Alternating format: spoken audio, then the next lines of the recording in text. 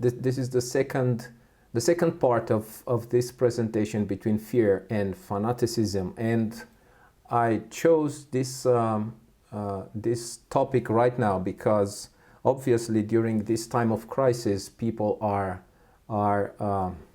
somehow balancing. Most of them are in this extreme, the fear extreme, but others also are in the other extreme of fanaticism. And so I would like to address this topic in depth. That's why I guess I will take 3, maybe even 4 presentations to dig into it, because not only because of this crisis, but you know, as in any crisis, we have this tendency, right, of falling in either one of the extremes, right or left. So in the previous presentation, we were talking about this imbalance which any crisis creates, right? And so the natural tendency in any imbalanced situation is to fall in either right or left extreme. And I was saying that the opposite of fear is not calmness, and the opposite of love is not hatred, but it's love versus fear. Because as we have studied in the previous presentation, from love springs contentment and ease and confidence and peace, while from fear springs hatred and enmity and animosity and fanaticism as well. And that is because, as we have already seen, the main cause of fear is separation from God. This was the first thing that happened in the hearts of people, Adam and Eve, when they heard the voice of God right after they sinned. It was fear. They felt afraid. So fear creates two extremes, and that is chronic fear on the left and fanaticism on the right.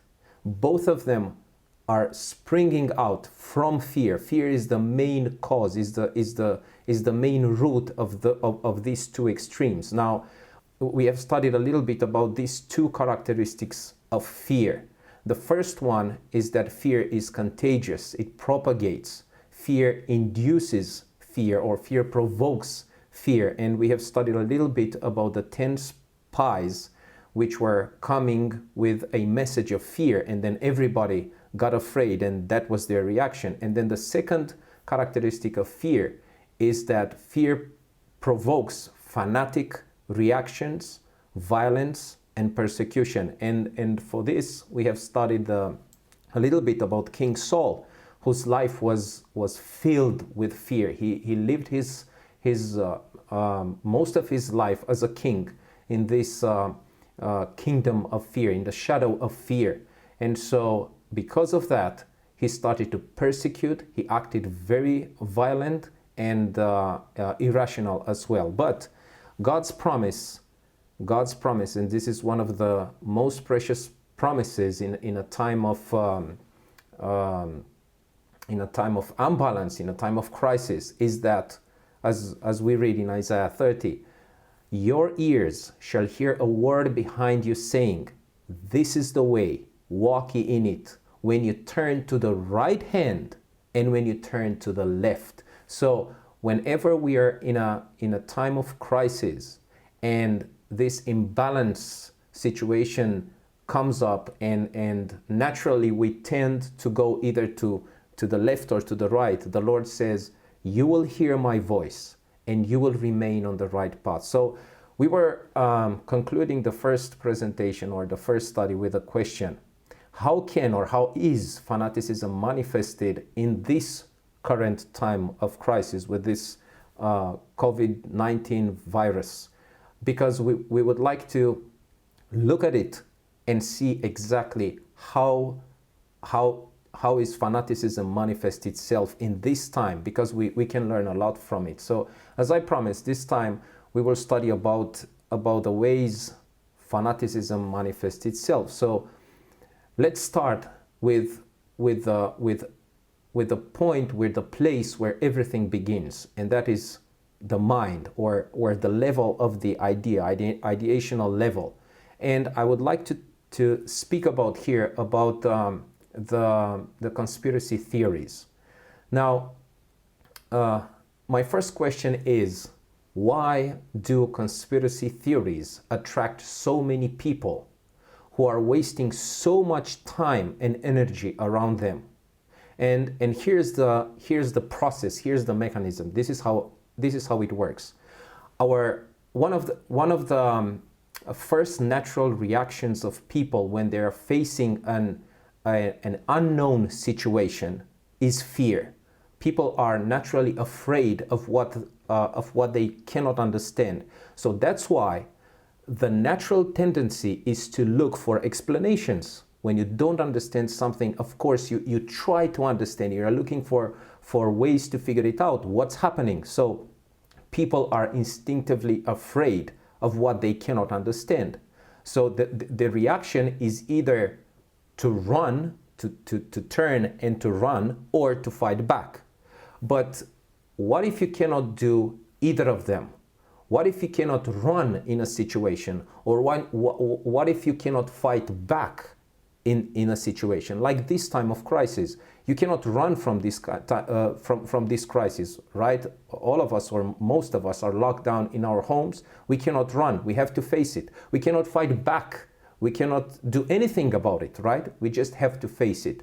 So then, in this type of situations, usually when people are trying to make sense of what is happening, they are trying to find logical, meaningful explanations. Now, the more here's the trick: the more an explanatory theory fits the individual's view of life, in other words, the view of life that he already has, the faster he will accept that theory, and the more he will invest time and energy to spread that theory, right?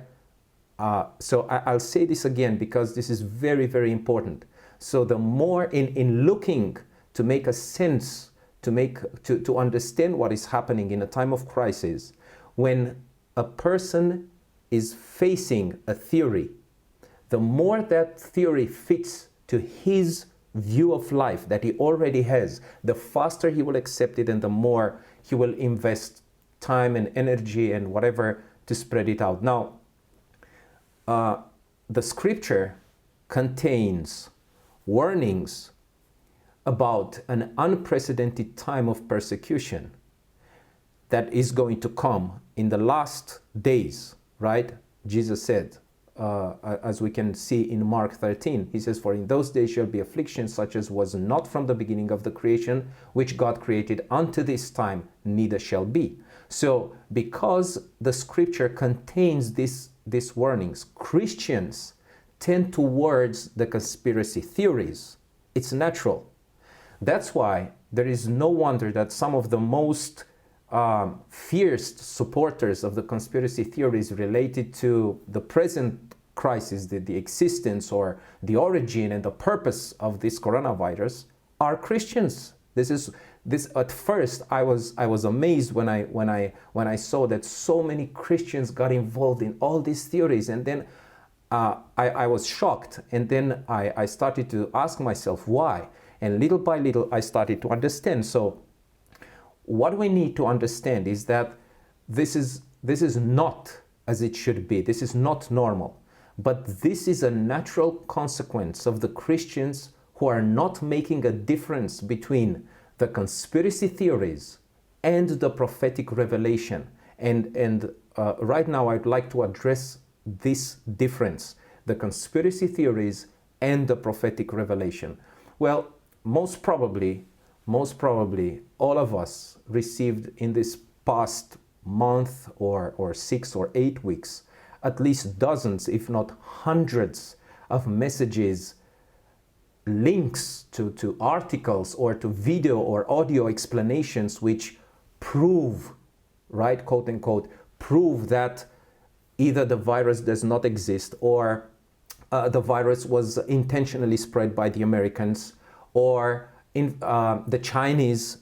In fact, the Chinese are to blame. They started all out, and they had their own interest, because it's a setup to enforce the new world order, or the global government, what was it? The Pope, of course. The Pope surely is into this. Or I also read this idea that it's an action made by President Trump before the elections, or the reason behind the virus is to reduce the population, especially to get rid of the elderly one, and this is to ease the pressure on the pension system, and so on and so forth. Most probably you heard these and many others, right? So I would like to address this now from the perspective of the Bible. And here's my main question here. Outside of the prophecies, has any conspiracy theory any relevance for a Christian? Or should it have any relevance? Any conspiracy theory should have any relevance for the Christian? Well, let's see what a conspiracy theory is in the first place. The Webster says, a theory that explains an event or situation as the result of a secret plan by usually powerful people or groups. So this conspiracy theory, it's an attempt to explain an event or a situation as a result, which is a result of a secret plan set up usually by powerful people or groups. So here's my next question. Are there in the Bible events which took place around conspiracy theories? And the answer is yes, plenty of them. I want to give you a few examples. Matthew 2:12.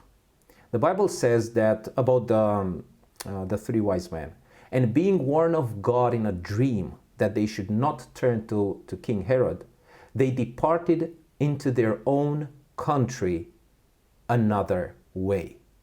So these three gentlemen received an information. What was the information? You need to change the original plan, because remember, the original plan was that they would have to come back to King Herod to tell him if they found the child, right? Because the king said, let me know, because I want to go and worship him. So that was the original plan. But then they received this information, and this information tells them about a conspiracy. Hey, don't go there because it's dangerous. Skip that visit in your way back and go straight home.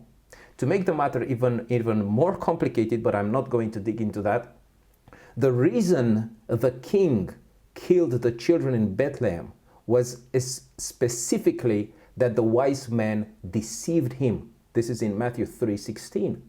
And so the killing of the children was a side effect of this conspiracy theory. Okay, what about this one? Same chapter, next verse. The angel of the Lord appeared to Joseph in a dream, saying, arise and take the young child and his mother and flee into Egypt, and be thou there until I bring thee word, for Herod will seek the young child to destroy him. So again, what was the conspiracy theory? This king has a secret plan to kill the child. Now think about what happened in Joseph's mind. He could have said, what is this thing all about? I mean, who are we that the king minds about us, right? We are just nobody. We're really nobody. We are just a poor family. They didn't have enough money for getting around in that situation that night. So they were so poor. And so he could have said, what is this conspiracy theory all about, right? But still the Bible said that he listened to the voice and he acted accordingly, right? So then we also have an information which was offered by the Lord himself in Luke 21, when he was talking about Jerusalem. And he said, when you will see Jerusalem compassed with armies, then know that the desolation thereof is nigh. Right? And so they say, look, if you're in Judea, flee to the mountains. Don't go in the city by any means. Just go, right? So what was the conspiracy theory? When the city is going to be released of the pressure of the armies, which actually happened because in the first place they came, they surrounded, and then they left. Then Jesus said, run, because it is going to be soon devastated. And so those who believe the Lord, they escaped, they run, and they save their lives. So if the conspiracy theory, which is again a theory which cannot be verified using conventional means, so if this conspiracy theory is inspired by God through prophecy or a dream or whatever, we have to accept it at once and act immediately in the light of it, right? If think about it, if Joseph wouldn't have accepted the information that was passed to him by the angel, what would have happened? We don't know, but most probably the situation would have become very, very complicated. But now, what about the conspiracy theories which are not coming from the Bible or through inspiration? Well, one can say, well, hold on, there are actually such theories which were proven to be true. And that's true. Let me share 3 of them. So, conspiracy theories which were proven to be true. The Sunshine Project, maybe you've heard of it. I read a little bit about it, about CIA collecting tissues from, was it CIA or FBI? No, I guess it's CIA. Collecting tissues from babies, and it was this theory, and it proved to be true. And then the Tonkin Gulf crisis, the spark for the Vietnam War, it proved to be indeed a setup. And then one other theory which proved to be true was around Edith Wilson, right, the president's wife. And the theory was saying that she was the one who was making most of the decisions in the later part of the president's mandate, and it proved to be true. And there are many, right? So now, let me ask you this. Let's consider the conspiracy theories now around this virus, which are so many. As I said, I just reminded you of several of them. But let's think about them now. Are they true? Or what percentage of them is true? Here's my answer. I don't know. I have no clue, really. How can I know that? But here's the most important question about these theories. Are they relevant for me as a Christian? Are these theories relevant for me? And my answer is definitely no. Should I, as a Christian, be influenced in my decisions by these conspiracy theories? Well, here's the thing. We should never get the name of God involved in these theories. Every time when the gospel message has been mixed up with these theories, the result was blaming the gospel on one hand, and on the other hand was diverting the people from Jesus. And I would like to give you an example. I hope I don't hurt anyone. And that is the flat earth theory, right? I guess we're familiar with it. And I mean, there are right now so many people and ministries and Christians, but ministries which made out of this flat earth theory the core of their message, and the result was really, really a disaster. And I don't want to get into that because I don't want. All right, now think about Jesus, because right, Jesus is our example, and I guess he is the perfect example in this matter as well. Think about him. He could have revealed information about the leaders of his day, about their agenda, about the agreements that they were making with the Roman authorities, right? about everything. But he said nothing, not a word about it. Instead, he said it all in one sentence. And this is the sentence. He said, "Now shall the prince of this world be cast out." He said it all. He said, look, the prince of this world is Satan. So what do we expect?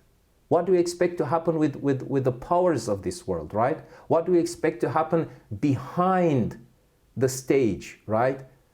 Behind the curtain? What do we expect to happen? Evil things. So what?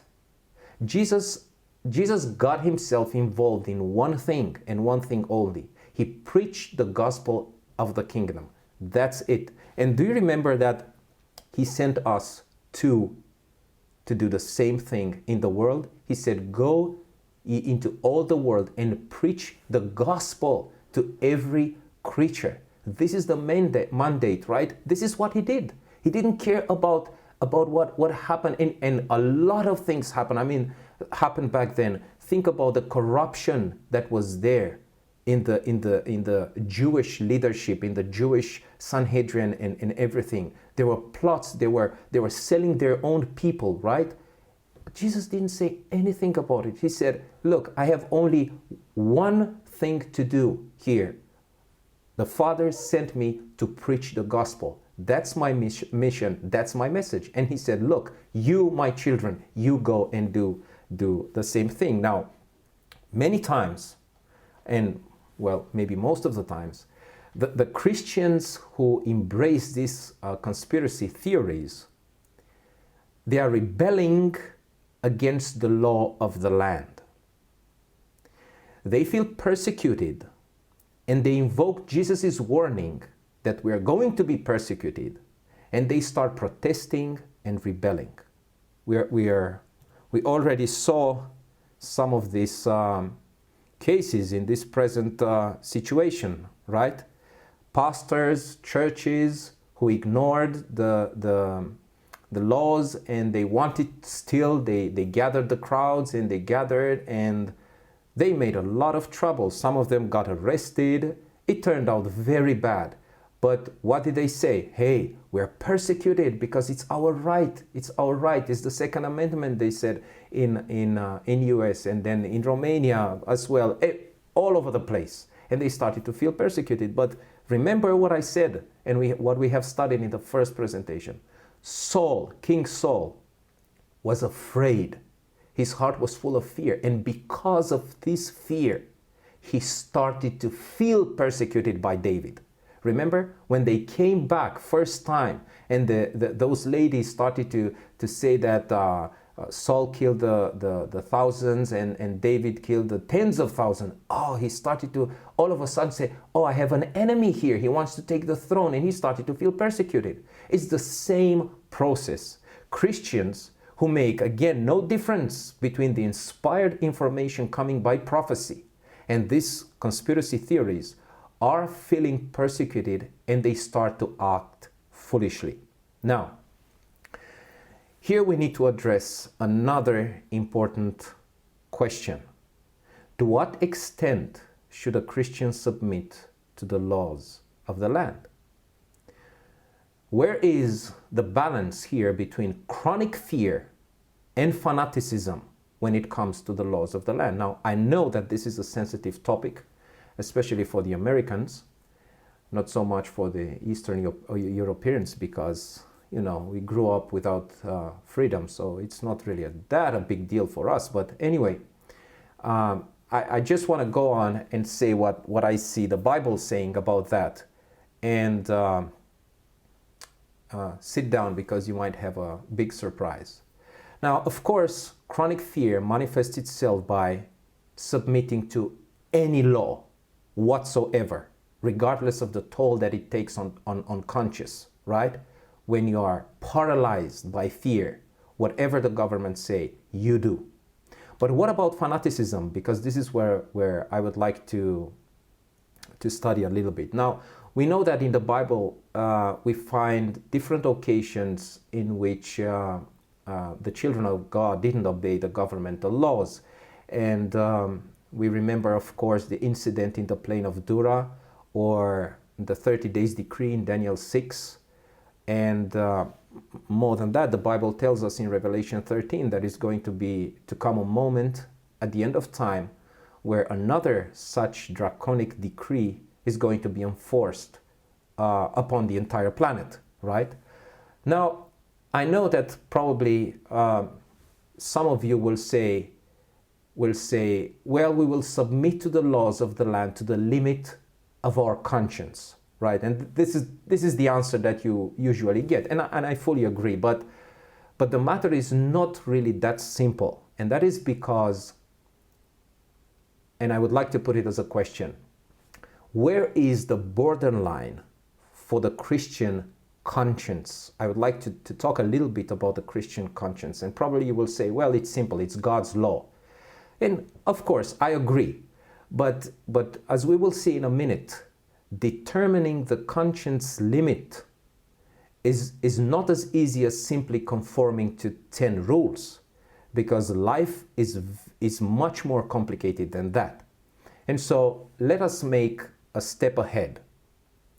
And let me ask this question: were there governmental laws to which the children of God submitted? Think about, of course, I'm talking about the Bible, right? So, do you remember in Bible occasions where the children of God submitted themselves to governmental laws? Let me give you one. And it's really amazing when you look at it from this perspective, right? Luke chapter 2, verses 1 through 5. It's about the law which came out in Judea from the Caesar, and he called out all the Jews to their native place to get registered. Now, it turned out that this law started to be enforced at the time when Mary had to deliver the baby. Now, think about it. Let me first ask you this. Do you think that all the Jews submitted to this law? Well, we don't have this information in the Bible, so I'm speculating. But I suppose that there were plenty of them who didn't, since there were a lot of sects who were fighting against the Roman regime. And so they didn't want to show up to plainly tell the Romans their identity, who they are, because most probably they would have been arrested, right? So then, here's my next question. If there were Jews who didn't submit to this law, how come that Joseph and Maria, Jesus' mother, the one that heaven was watching so closely, how come that they who were personally guided by God in a supernatural way, how come that they submitted to this law, especially as this law came exactly as Mary was about to deliver? And that's by the long journey, both her life and the child's life were endangered. How come? I mean, they could have said, okay, maybe we would like to, but right now, I mean, we can find an excuse. And it would have been a very, very good excuse. Think about maybe some of the relatives and maybe some of the neighbors said to them, you're fools. You just give up to the Romans' law and endanger your life and the baby's life. And yet they did it. Why? Why? Think about it. Then, of course, we have Jesus' answer to the coin temptation. And the answer is so very well known around the world. Render therefore unto Caesar the things which be Caesar's. Now, most probably, for many Jewish patriots, Jesus' answer must have sounded as treason. Most probably they accused him of high treason when they heard this answer and what he was encouraging people to do. They must have accused him of high treason, of fear, coalition with Roman authorities, if you want, right? So why did he encourage them to submit to the Romans And that is so important to notice to Romans, not to the Jewish laws, not to the Jewish regime, but to the Romans. And to pay money to the Romans, sustaining the oppressor's army. This is really outrageous. How could Jesus have done that?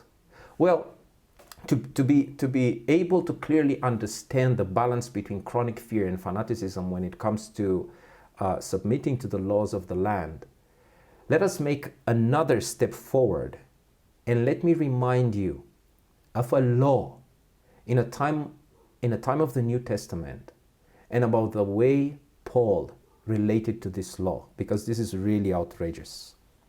Colossians 3:21.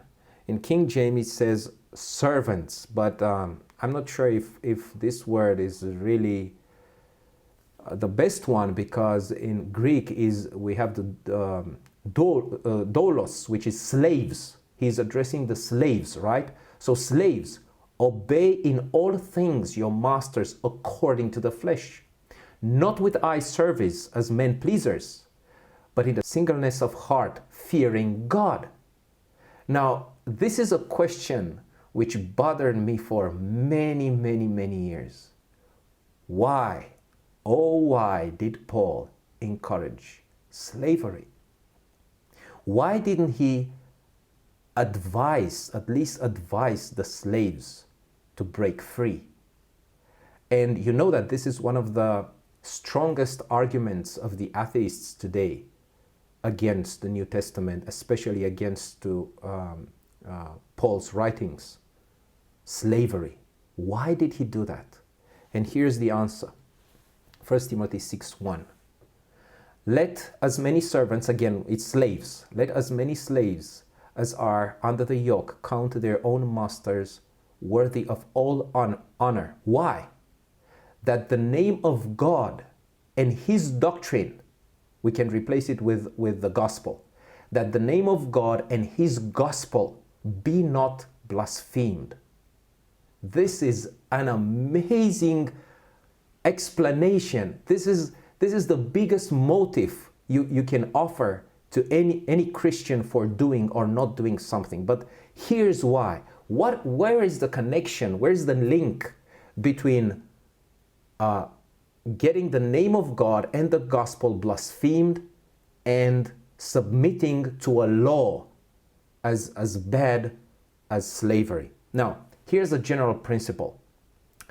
Any revolt whatsoever against the customs or the traditions or the cultures or the laws of a society or of a country will trigger the negative reaction of the authorities, which will link the rebellion with our faith.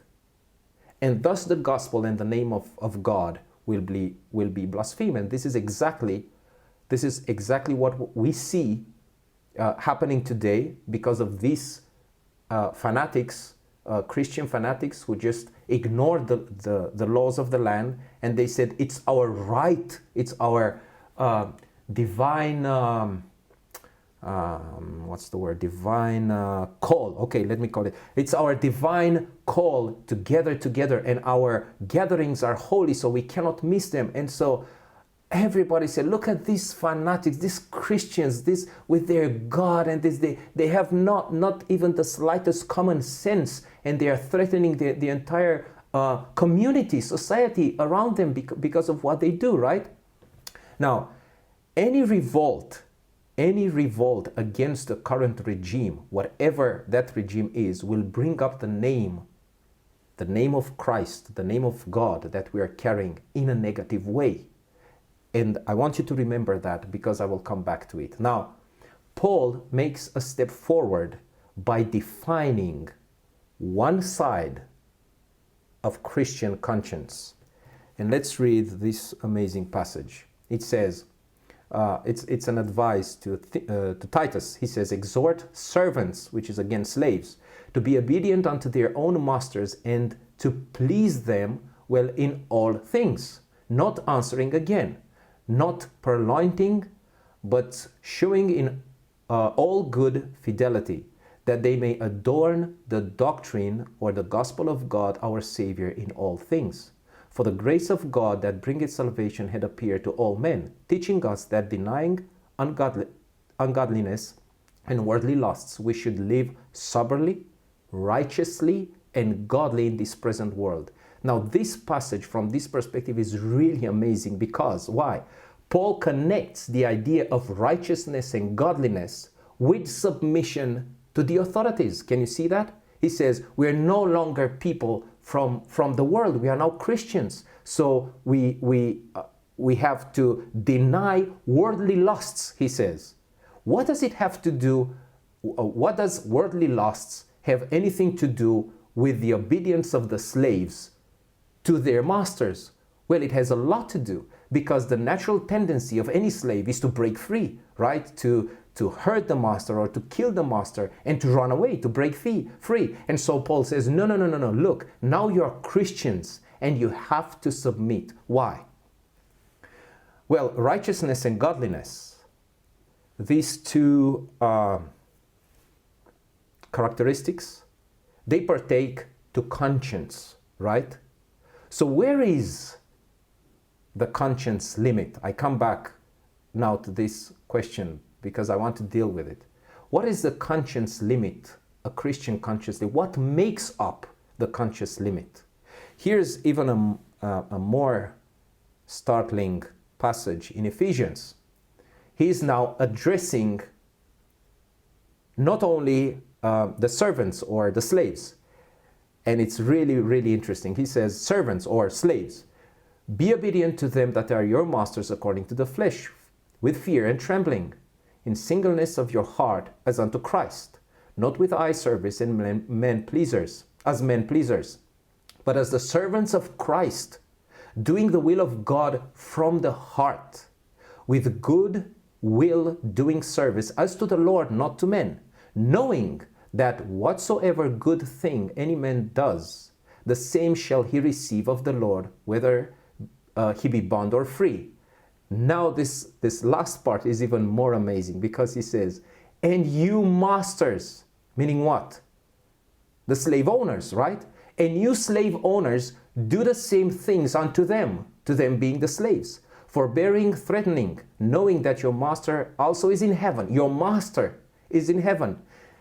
Neither is there respect of persons with him. So obviously, both the slaves and the slave owners that Paul is addressing here were Christians.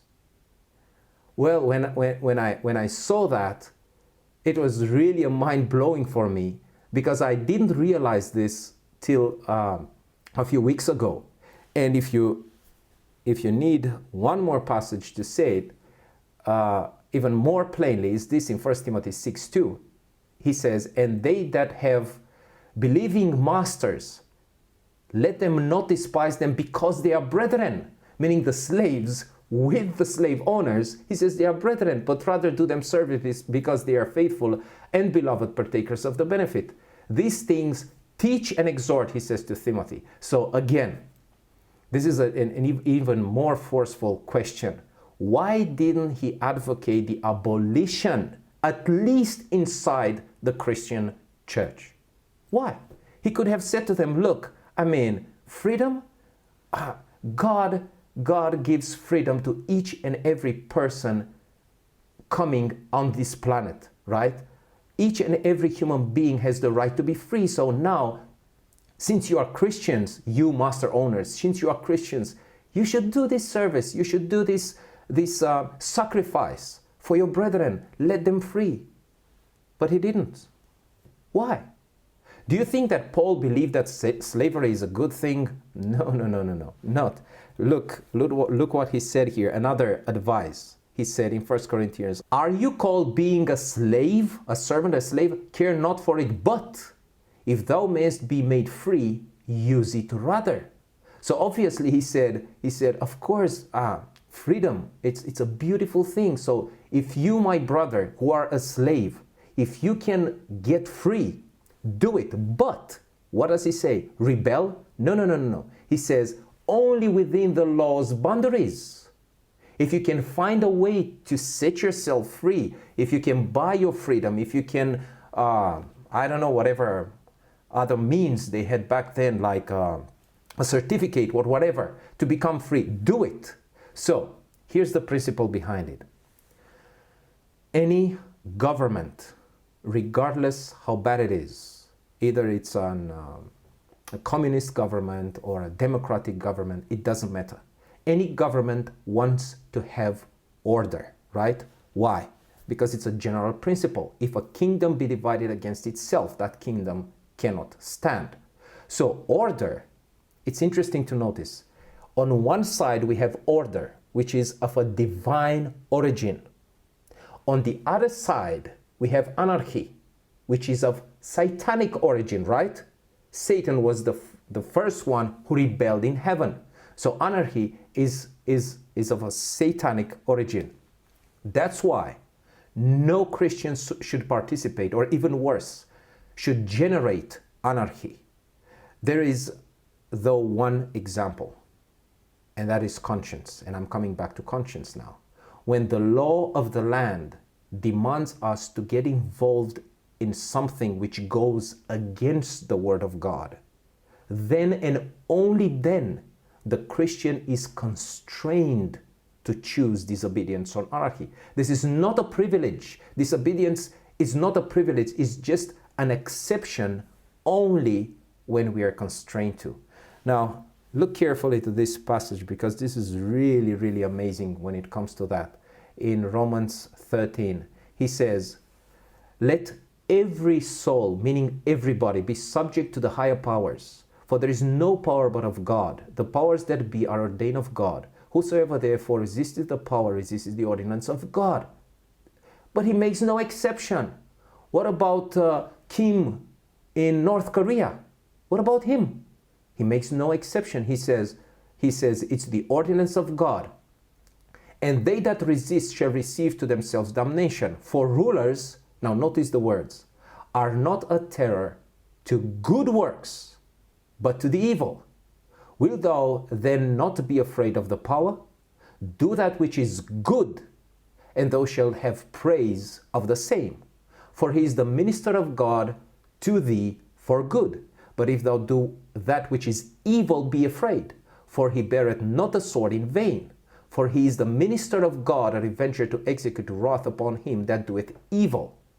Wherefore ye must needs be subject, not only for wrath, but also for conscience sake."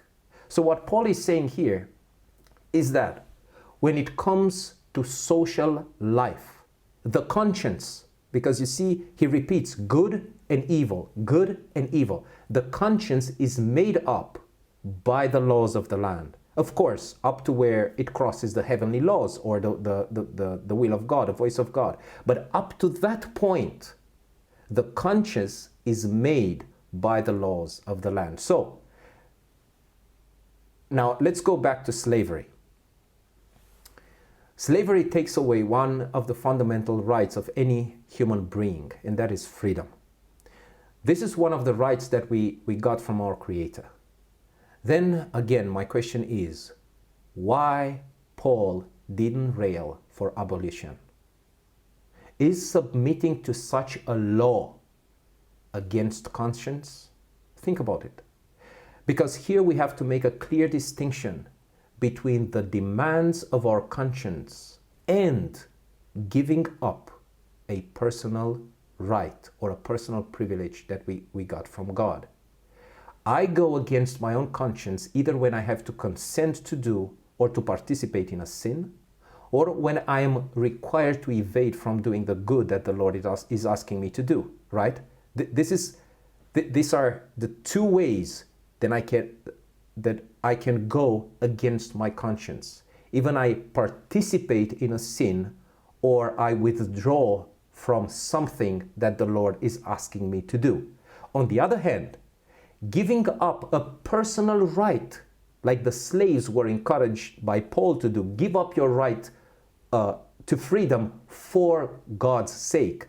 Giving up a personal right is actually the foundation of the plan of salvation, right?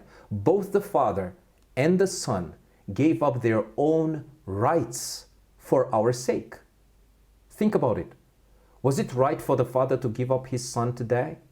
Was it right? No. Was it right for Jesus to leave heaven? Was it right for him to be made one of us, to be made flesh? No, it was not right. Was it right for Jesus to die? No, because he was innocent. It has nothing to do with right. No. Yet, neither the Father nor the Son considered a conscience-breaking decision to give up what rightfully belonged to them. So, is it God's will to have laws which allow slavery? No, definitely not. But if he allowed them, these laws, for a while, what is my freedom for a short time here on this planet in the light of eternity? I can easily live without my freedom if I know that by doing this, I honor God's name and I can present the gospel to the people.